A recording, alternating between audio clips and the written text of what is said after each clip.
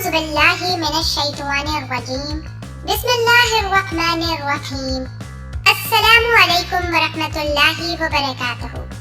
मैं उम्मीद करती हूँ कि आप सब खैर आफियत से होंगे। मेरी दुआ है कि अल्लाह पाक आप सबको खैर आफियत से रखें, आमीन। नाज़रीन, मर्द जब सेक्स करके फारिग हो जाता है तो कितना सेटिस्फाई फील करता है, कितना सुकून महसूस करता है। कितने ही मर्द ऐसे होते हैं जो खुद तो फारिग हो जाते हैं, लेकिन उन्हें ये परवाह नहीं होती कि औरत को भी सुकून मिला या नहीं मिला, क्या वो सेटिस्फाई हुई या नहीं। तो आज मैं बात करूंगी ऐसे सेक्स पोजीशन की जिनका अगर आपने अभी तक तजर्बा नहीं किया तो मैं ये यकीन से कह सकती हूँ कि आप अपनी बीवी को ऑर्गेज़म तक नहीं पहुँचा पाए। तो सबसे पहले काउ गर्ल पोजीशन की बात करते हैं। ये वो पोजीशन है जिसमें औरत ऊपर होती है और मर्द नीचे लेटा होता है। इस पोजीशन में औरत को बहुत अच्छा फील होता है। डीप पेनिस्ट्रेशन, इस पोजीशन में आपका पेनिस जी स्पॉट को बिल्कुल एग्जैक्ट टच कर रहा होता है और औरत को लगता है कि यही वो पोजीशन है जिसमें सब कुछ मजेदार है, लज्जत वाला है। मर्द चाहे तो साथ ही साथ थाइस पर हाथ फेर सकता है, ब्रेस्ट सहला सकता है और चाहे तो खुद के ऊपर लेटाकर दबा सकता है। इस पोजीशन को औरतें बहुत एंजॉय करती हैं और फिर वो लाजमी ऑर्गेज़म तक पहुंच जाती हैं। सेकंड बेस्ट पोजीशन है डॉगी स्टाइल। इस पोजीशन में औरत घोड़ी की तरह की पोजीशन में होती है और मर्द पीछे से पेनिस्ट्रेशन करता है। ये पोजीशन हर किस्म के मर्दों के लिए बेस्ट है, जिसका साइज छोटा है, मोटा है या बनाना जैसा है या सी शेप है। किसी भी किस्म का नफ्स इस स्टाइल में बेहतर परफॉर्म कर पाता है। इस पोजीशन में औरत को जो पीछे से टच होने से द होल से जो फीलिंग आती है वो एक बेस्ट फीलिंग है। औरत इस तरीके को बहुत ज्यादा लाइक करती है और मजे की बात यह है कि जब आप प्रेगनेंसी प्लान कर रहे हो तो भी ये पोजीशन बेस्ट पोजीशन है।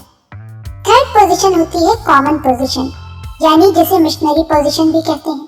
मिशनरी पोजीशन में औरत सीधी लेटती है और मर्द ऊपर से सामने के हिस्से में दाखिल करता है। ये कॉमन पोजीशन इसलिए है कि अगर किसी को कोई और पोजीशन नहीं मालूम तो फिर वो इस पोजीशन में सेक्स करते हैं। इसमें कुछ वेरिएशन और डाल सकते हैं जिससे और भी ज्यादा एंजॉय किया जा सकता है, जैसे कि औरत की टांगों को और ज्यादा ऊपर उठा सकते हैं ताकि पेनिस्ट्रेशन मजीद डीप तक हो सके। सेकंड ये कि आप औरत के कमर के नीचे तकिया रख सकते हैं जिससे दखोल में बहुत आसानी हो जाती है।